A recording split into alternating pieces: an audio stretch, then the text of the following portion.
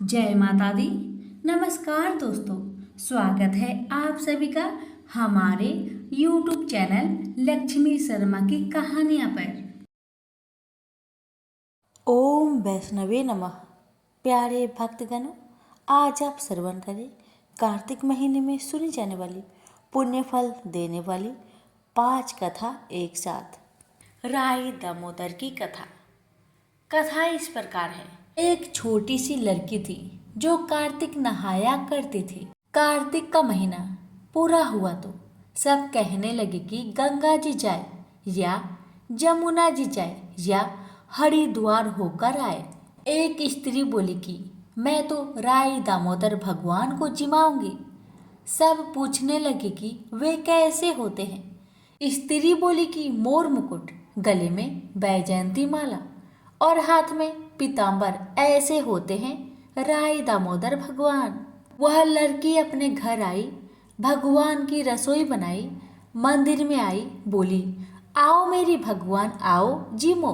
मंदिर में भगवान नहीं मिले। मंदिर से शहर गई, शहर से जंगल गई, जंगल से पहाड़ों पर चढ़ गई। भगवान को पुकारते पुकारते सुबह से शाम हो गई। भगवान लड़की को पहाड़ पर चढ़ते देख बोले कि यह तो ऊपर से गिरकर मर जाएगी और मेरे सिर इसकी हत्या लगेगी। इसे दर्शन देने ही पड़ेंगे।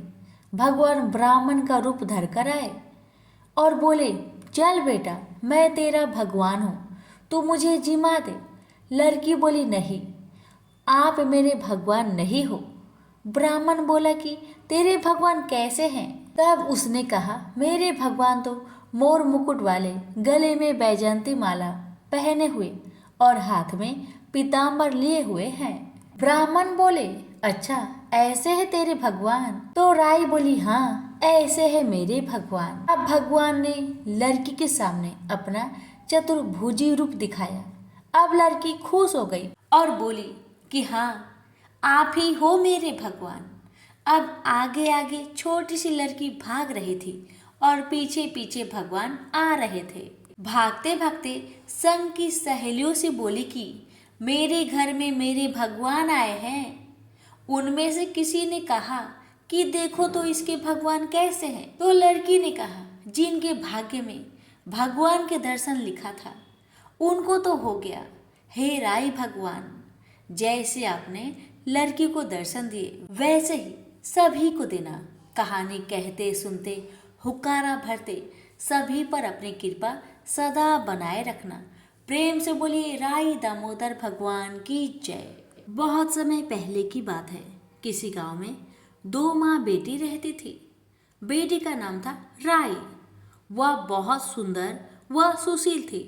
भगवान कृष्ण की पक्की भक्त थी। एक बार भगवान कृष्ण उसकी परीक्षा लेने हेतु साड़ियाँ बेचने वाले बनकर आए और आवाज देने लगे। राई अपने माँ से बोली मुझे भी 10 साड़ियाँ चाहिए। माँ बोली मैं पैसे कहाँ से लाऊं? बाजरी है, वो ले जा। बाजरी के भगवान ने फूंक मारी तो फुस उड़ के राई की आंखों में चली गई। राई जोर जोर से रोने लगी। भगवान वहां से अंतर ध्यान हो गए। वैद्य का रूप धारण कर फिर भगवान वहां आए और आवाज देने लगे। राई की माँ बाहर आई और बोली वैद्य जी, मेरे बेटे की आंख फुस गिर गया है, उसे निकाल दो। भगवान बोले अगर मैं फुस निकालूं तो उसका विवाह मेरे साथ करना होगा। राई की माँ तैयार हो गई, सगाई कर दी। कार्तिक शुक्ल 11 के दिन विवाह निश्चित किया। माँ सोचने लगी बेटी को क्या दूंगी मैं। सोनार की दुकान पर जाकर बोली मेरी राय के लिए लौंग व बिछिया घर दे। सुनार बोला मुझे समय नहीं है, मैं तो कृष्ण भगवान के गहने कर रहा हूँ। हलवाई व बनिया वो जहाँ भी गई उसको यही जवाब मिला। माँ तो घर आ गई, अब क्या करे। वो घर आई, झोपड़ी महल में बदल गई। आनंद हो गया। ठाठ से विवाह की तैयारी होने लगी। भगवान बारात लेकर आए। माँ ने खूब ठाठ से राय का विवाह भगवान कृष्ण के साथ कर दिया। भगवान राय को लेके द्वारिका गए तो राय महल में रहने लगी। दूसरी रानियां चिढ़ने लगी। सावन में राई पीहर गई। भगवान ने सोचा राई के तीज भेजूं। 7 जरी के 20 व 5 सोने के पचेटे रखे। 2 हंसों को बुलाया।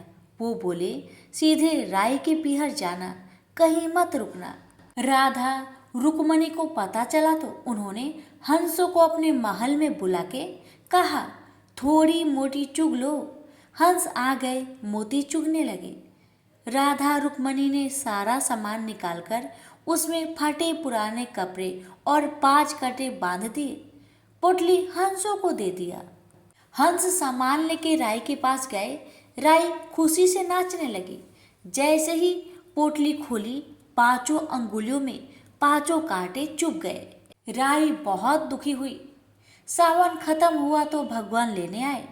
राई भगवान से बोली, नहीं भगवान, आए तो राई दूर दूर हो जाए। भगवान ने सोचा कोई बात नहीं। राई फिर भी नहीं बोले। इतनी पर भी राई भगवान को अपने महल में ही जिमाती, भोजन में दही जरूर देती। एक दिन भगवान बिल्लो गाना के दही खा गए। अब राई दही कहाँ से रखे? भगवान गुजरी बनकर दही बेचने आए। राई नीचे जाकर बोली, थोड़ा दही दे दो। गुजरी रूपी भगवान बोले, राई तुम उदास क्यों हो? हमने सुना है आप भगवान से नाराज हैं। राई बोली, मुझे क्या मतलब, तू जा। तो गुजरी रूपी भगवान से बोले, हम सहेली जैसी हैं, तो मन की बात कहो, मैं किसी को ना कहूँगी। राई ने सारी बात कही। सुनते ही भगवान को अचंभा हुआ और वे असली रूप में आ गए और बोले, ये कैसे हुआ? मैंने तो जड़ी के बेसुआ सोने की पचेट भेजे थे।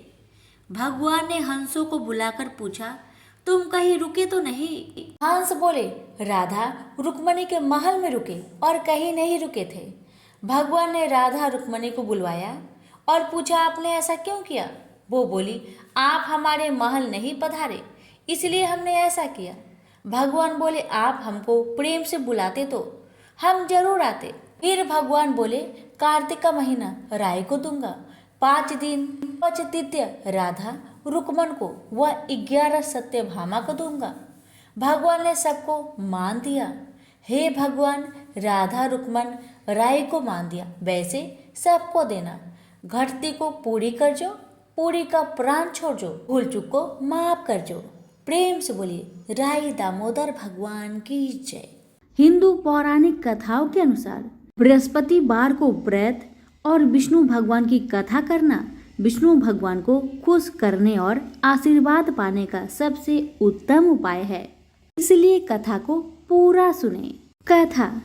एक बार भृगु ऋषि ने जानना चाहा कि ब्रह्मा, विष्णु और महेश में कौन सबसे श्रेष्ठ है। वह बारी बारी से सबके पास गए। ब्रह्मा और महेश ने भृगु को पहचाना तक नहीं, न ही आदर किया। इसके बाद भृगु विष्णु के यहाँ गए। विष्णु भगवान विश्राम कर रहे थे और माता लक्ष्मी उनके पैर दबा रही थी। भृगु ने पहुंचते ही न कुछ कहा न सुना और भगवान विष्णु की छाती पर पैर से प्रहार कर दिया। लक्ष्मी जी यह सब देखकर चकित रह गई, किंतु विष्णु भगवान ने भृगु का पैर पकड़कर विनीत भाव से कहा, मुनिवर, आपके कोमल पैर में चोट लगी होगी, इसके लिए मुझे क्षमा करें। लक्ष्मी जी को भगवान विष्णु की इस विनम्रता पर बड़ा क्रोध आया। वह भगवान विष्णु से नाराज होकर भूलोक में आ गई तथा कोल्हापुर में रहने लगी। लक्ष्मी जी के चले जाने से विष्णु भगवान को लगा कि उनका श्री और वैभव ही नष्ट हो गया और उनका मन बड़ा अशांत रहने लगा। लक्ष्मी जी को ढूंढने के लिए वह श्रीनिवास के नाम से भूलोक में आए। घूमते घूमते बेकटचल पर्वत क्षेत्र में बकुला माई के आश्रम पहुंचे। बकुला माई ने उनकी बड़ी आवभगत की, उन्हें आश्रम में ही रहने को कहा। एक दिन जंगल में एक मतवाला हाथी आ गया। आश्रमवासी डरकर इधर उधर भागने लगे। श्रीनिवास ने यह देखा तो धनुष बाण में लेकर हाथी का पीछा किया। हाथी डरकर भागा और घने जंगल में अदृश्य हो गया। श्रीनिवास उसका पीछा करते करते थक गए थे। वह एक सरोवर के किनारे वृक्ष की छाया में लेट गए और उन्हें हल्की सी झपकी आ गई। थोड़ी देर में शोर सुनकर वह जागे तो देखा कि 4-6 युवतियां उन्हें घेर खड़ी है। श्रीनिवास को जागा हुआ देखकर वह झपट कर बोली, यह हमारी राजकुमारी पद्मावती का सुरक्षित उपवन है और यहाँ पुरुषों को आना मना है। तुम यहाँ कैसे और क्यों आए हो? श्रीनिवास कुछ जवाब दे इससे पहले ही उनकी दृष्टि वृक्ष की ओर से झांकती राजकुमारी की ओर गई। श्रीनिवास पद्मावती को एकटक देखते रह गए। थोड़ा संयत होकर कहा, देवियों, मुझे पता नहीं था। मैं शिकार का पीछा करता हुआ यहाँ आया था। थक जाने पर मुझे नींद आ गई, इसलिए क्षमा करें। श्रीनिवास आश्रम में लौट आए किंतु बड़े उदास रहने लगे। एक दिन बकुला माई ने बड़े प्यार से उनकी उदासी का कारण पूछा तो श्रीनिवास ने पद्मावती से भेंट होने की सारी कहानी कह सुनाई। फिर कहा, उसके बिना मैं नहीं रह सकता। बकुला माई बोली, ऐसा सपना मत देखो।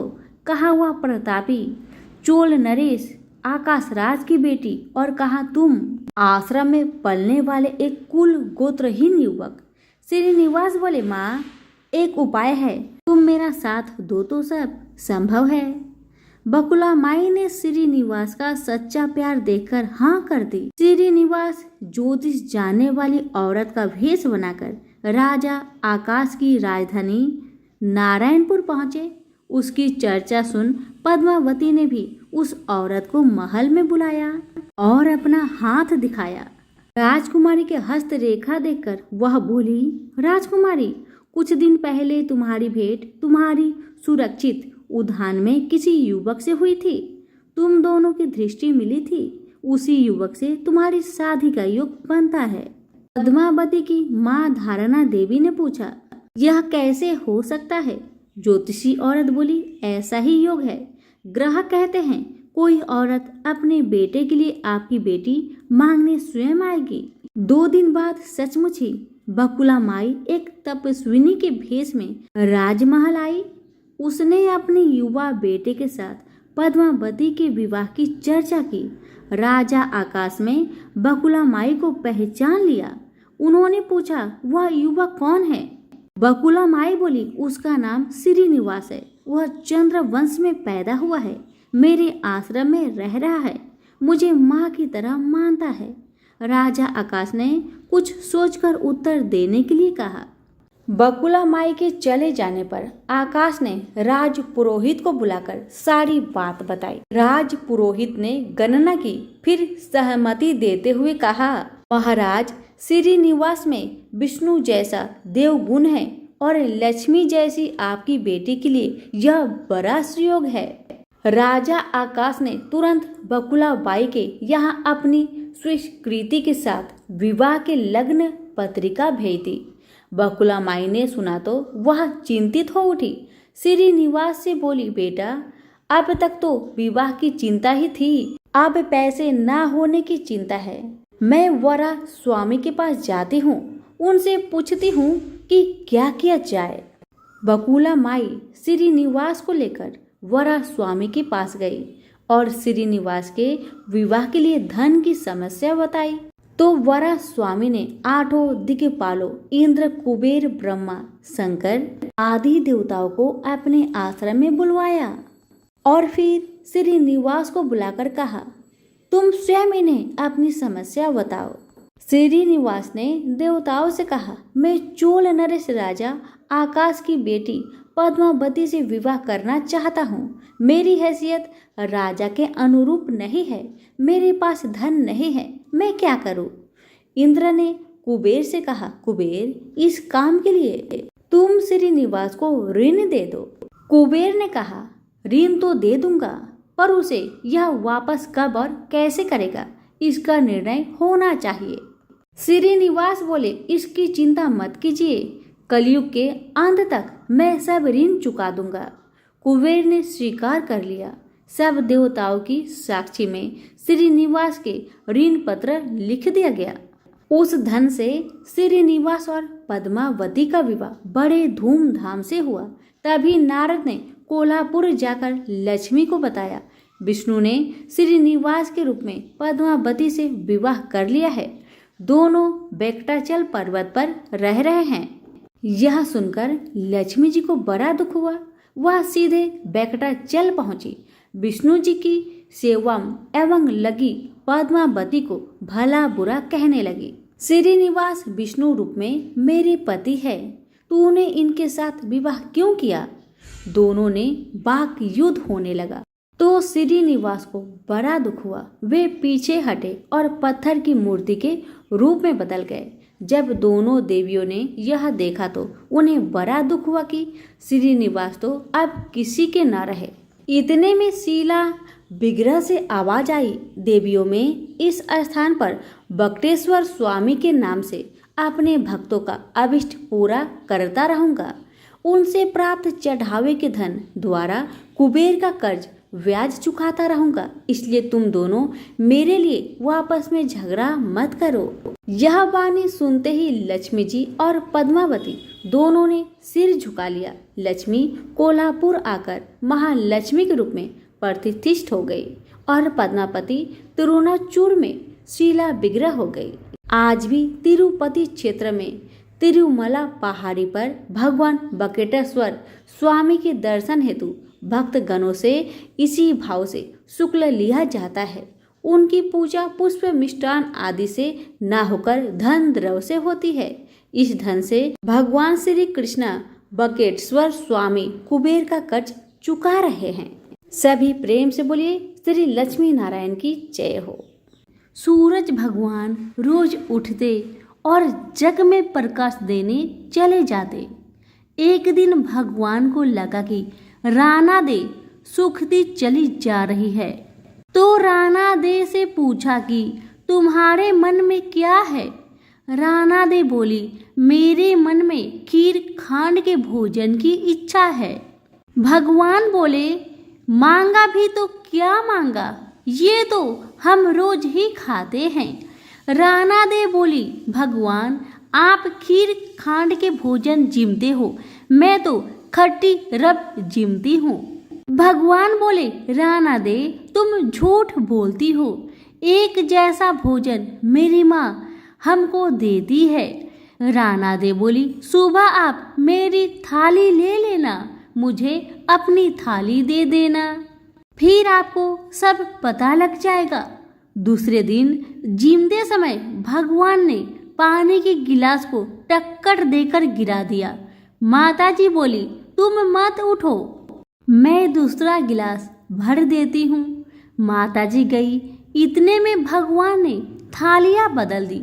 राना दे ने तो जल्दी ही खीर खांड के भोजन कर लिए, पर सूरज भगवान को खट्टी राब भाई नहीं और थाली पर बैठे रहे। माताजी बोली, आज इतनी देर क्यों लगा दी? भगवान बोले, आज तो खीर खांड खट्टी लग रही है। माताजी बोली, राना दे की थाली आपने क्यों ली? भगवान कहने लगे, माँ अपने घर में आप 2 जने और मैं जिसमें भी 2 भात, मैं नियम पालन वाला और मेरे ही घर में ऐसा होता है तो दुनिया में क्या होता होगा। घर में सबका खाना एक जैसा बनाओ। वहां से वो कुम्हार के यहाँ गए और बोले, 2 पेट की हांडी किस कुम्हार ने बनाई? रतन कुम्हार को लगा आज तो भगवान आए हैं, माँ जी तो 1 टका देती है, ये 2 टका देंगे। और कुम्हार बोला, मैंने बनाई। भगवान बोले, आज के बाद 2 पेट की हांडी बनाए तो तेरे सहस्त्र पेट कर दूंगा। कुम्हार बोला, मेरा तो 1 पेट भरना मुश्किल है, सहस्त्र हो गए तो मैं क्या करूंगा? मैं अब 2 पेट की हांडी नहीं बनाऊंगा। इस तरह सूरज भगवान ने दुभांड मिटाई। तो सभी मिलकर बोलिए सूरज भगवान की जय हो। एक गांव में एक साहूकार रहता था। साहूकार की एक बेटी थी जो कि हर रोज पीपल सींचने जाती थी। पीपल के वृक्ष में से लक्ष्मी जी प्रकट होती थी और चली जाती। एक दिन लक्ष्मी जी ने साहूकार की बेटी से कहा कि तू मेरी सहेली बनेगी। तब लड़की ने कहा, मैं अपने पिताजी से पूछकर कल बताऊंगी। अब साहूकार की बेटी ने घर आकर अपने पिता को सारी बात बताई। तब उसके पिताजी बोले कि वह तो लक्ष्मी माता है, आपने को और क्या चाहिए, तुम लक्ष्मी माता की सहेली बन जाओ। दूसरे दिन वह लड़की फिर गई। तब लक्ष्मी जी पीपल के पेड़ से निकलकर आई और कहने लगी, सहेली बनेगी मेरी। तब लड़की ने कहा, हाँ क्यों नहीं, जरूर बनूंगी। अब लक्ष्मी जी और वह लड़की दोनों जन सहेली बन गई। एक दिन लक्ष्मी जी ने अपनी सहेली को खाने का न्योता दिया। घर आकर लड़की ने अपने माँ पिता से कहा कि मेरी सहेली ने मुझे खाने का न्योता दिया है। तब पिता ने कहा कि सहेली के यहाँ जिमने जाइयो, पर संभाल कर जाना। तब वह लक्ष्मी जी के यहाँ जिमने गई तो लक्ष्मी जी ने उसे 1-2 साल ओढ़ने के लिए दिया, रुपए दिए, सोने की चौकी, सोने की थाली में 36 प्रकार के भोजन करा दिए। जिम कर जब वह जाने लगी तो लक्ष्मी जी ने पल्ला पकड़ लिया और कहने लगी कि मैं भी तेरे घर जिमने आऊंगी। तब लड़की ने कहा, हाँ सहेली क्यों नहीं, जरूर आना। अब वह घर जाकर चुपचाप बैठ गई। तब पिता ने पूछा कि सहेली की यहाँ से जिम कर आ गई और तू उदास क्यों बैठी है। तब उसने कहा, पिताजी मेरे को तो लक्ष्मी जी ने इतना कुछ दिया, अनेक प्रकार के भोजन कराए, परंतु मैं कैसे उनको जिमाऊंगी, अपने घर में तो कुछ भी नहीं है। तब उसके पिता ने कहा, गोबर मिट्टी से चौका लगाकर घर की सफाई कर लेना, 4 मुख वाला दिया जलाकर लक्ष्मी जी का नाम लेकर रसोई में बैठ जाना। लड़की सफाई करके लड्डू लेकर बैठ गई। उसी समय एक रानी नहा रही थी। उसका 9 लखा हार चील उठाकर ले गई और उसके घर वह 9 लखा हार डाल गई और उसका लड्डू ले गई। बाद में वह हार को तोड़कर बाजार में गई और सामान लाने लगी तो सुनार ने पूछा कि क्या चाहिए। तब उसने कहा कि सोने की चौकी, सोने के थाल, 1-2 साल दे, मोहर और सामग्री दे, 36 प्रकार का भोजन हो जाए इतना सामान दे। सारी चीजें लेकर बहुत तैयारी करी और रसोई बनाई। तब गणेश जी से कहा कि लक्ष्मी जी को बुलाओ। आगे आगे गणेश महाराज, पीछे पीछे लक्ष्मी जी आई। उसने फिर चौकी डाल दी और कहा, सहेली चौकी पर बैठ जा।